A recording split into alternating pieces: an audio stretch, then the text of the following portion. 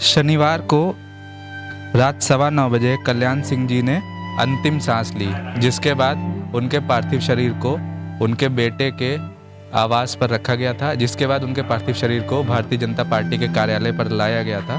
वो 4 जुलाई से काफ़ी गंभीर हालत में थे और 17 जुलाई को उन्हें वेंटिलेटर पर भी रखा गया था।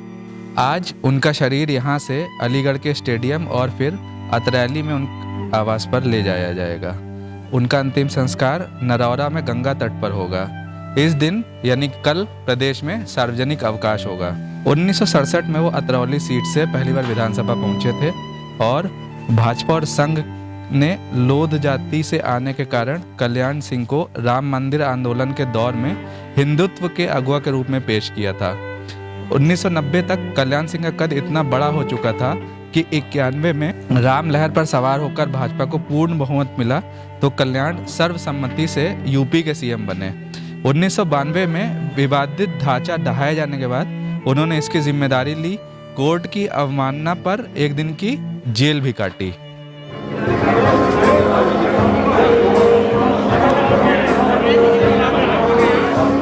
तो हम लोगों ने देखा ऐसी कुछ तख्तियां कई लोग लेकर चल रहे थे। इस तख्ती में लिखा है श्रद्धांजलि श्रद्धेय कल्याण सिंह 5 जनवरी 1932 से 21 अगस्त 1921। तो ये कुछ वो जगह है जहाँ पे सब लोग आए हुए हैं। कुछ लोगों को इस हॉल में अंदर आने दिया जा रहा है और काफ़ी भीड़ लगी हुई है बाहर। और आइए हम दिखाते हैं कि कहाँ पे बॉडी रखी हुई है। तो आप लोग यहाँ पे देख सकते हैं, यहाँ पे काफ़ी सारे लोग फूल लेके खड़े हुए हैं और ये वॉलेंटियर्स हैं जो फूल लेके खड़े हुए हैं और यहाँ पे फूल दिया जा रहा है। लोग यहाँ पे फूल लेते हैं और वहाँ पे जो कल्याण सिंह का पार्थिव शरीर रखा हुआ है तो वहाँ पे लोग ये फूल चढ़ा रहे हैं। और यहाँ पे आप देख सकते हैं काफ़ी भीड़ है।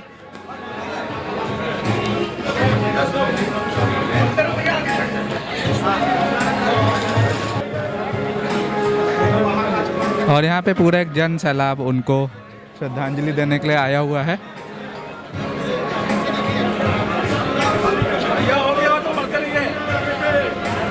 तो आप देख सकते हैं मुख्यमंत्री योगी आदित्यनाथ जी भी आ गए हैं। साथ में बीजेपी के राष्ट्रीय अध्यक्ष स्वतंत्र देव सिंह जी भी हैं और police commissioner DK Thakur ji भी हैं यहाँ पे।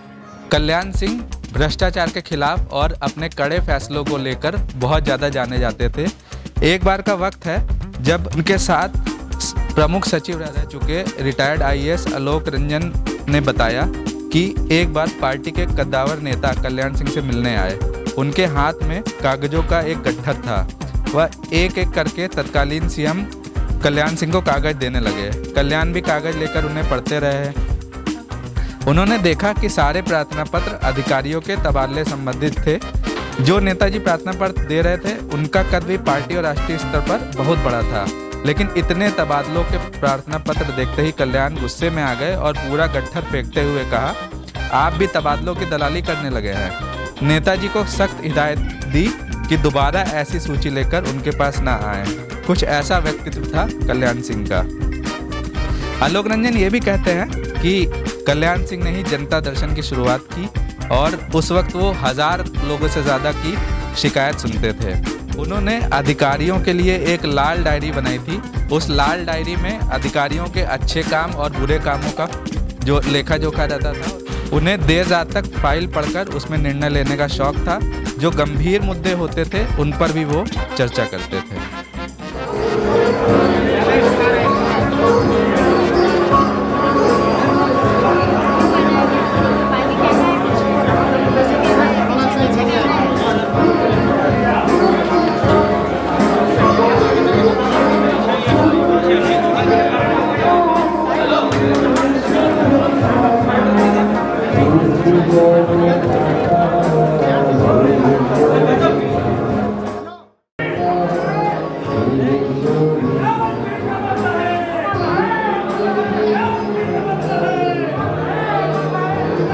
अब जो है कल्याण सिंह जी का पार्थिव शरीर अब यहाँ से ले जाया जा चुका है। इसको ले जाने के लिए खुद मुख्यमंत्री योगी आदित्यनाथ, उप मुख्यमंत्री केशव प्रसाद मौर्य और स्वतंत्र देव सिंह और पुलिस कमिश्नर सहित काफ़ी सारे लोग मौजूद रहे और अब इस शरीर को यहाँ से ले जाया जा रहा है और इसको अब बाहर जो है अब शायद अलीगढ़ की तरफ ले जाया जाएगा।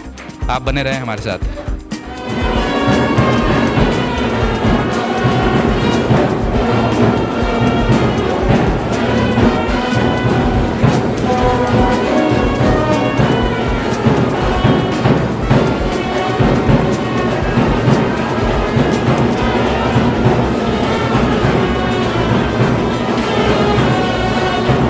उस समय कल्याण सिंह जी ने यह कहते हुए सीएम की कुर्सी छोड़ दी थी कि राम मंदिर के लिए एक क्या हजारों सत्ताएं कुर्बान।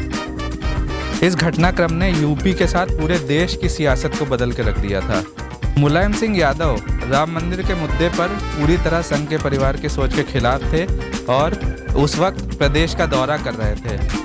यह एक अजब संयोग है कि दोनों नेता 1967 में चुनाव जीतकर पहली बार विधानसभा पहुंचे थे। एक वक्त ऐसा भी आया जब कल्याण सिंह ने प्रमुख सचिव को घर बुलाकर फाइल में निर्देश दिया कि किसी भी कीमत पर कार सेवकों पर गोली न चलाई जाए। उस वक्त तत्कालीन प्रधानमंत्री नरसिम्हा राव ने भी कई बार उनसे बात करने की कोशिश की, लेकिन कल्याण सिंह जी ने उनसे बात करने से मना कर दिया। इसके बाद शाम को 5:30 बजे कल्याण सिंह ने मुख्यमंत्री पद से इस्तीफा दे दिया, जिसके बाद कल्याण सिंह हिंदू हृदय सम्राट बन गए।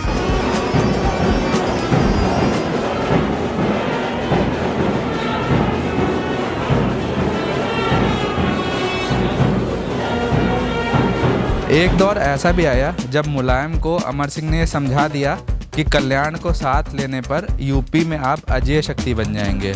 इसके बाद एक ऐतिहासिक घटना घटती है और सपा के आगरा सम्मेलन में कल्याण सिंह को समाजवादी पार्टी की लाल टोपी लगाए देखा जाता है। इसके बाद पूरे देश में यह चित्र तहलका मचा देता है। इसके बाद मुलायम को फिरोजाबाद लोकसभा सीट के उपचुनाव में धक्का लगता है और समाजवादी पार्टी में एक आवाज़ उठती है कि अगर कल्याण सिंह पार्टी में आते हैं तो ये समाजवादी आंदोलन को गहरा झटका लगेगा। और इसके बाद कल्याण सिंह दोबारा बीजेपी में आते हैं। जब भाजपा में नरेंद्र मोदी और अमित शाह का दौर शुरू होता है तब कल्याण सिंह के सितारे बदलते हैं। कल्याण सिंह की हर बात मानी जाने लगती है और उनको पार्टी में बहुत महत्व दिया जाने लगता है। इतना ही नहीं, उन्हें राजस्थान का गवर्नर का पद भी दिया जाता है। कल्याण की राजनीति भाजपा से शुरू हुई थी और उनकी यात्रा भी भाजपा में रहकर समाप्त हुई और हम अपनी रिपोर्ट का भी समापन इस भाजपा के प्रदेश कार्यालय से कर रहे हैं। धन्यवाद।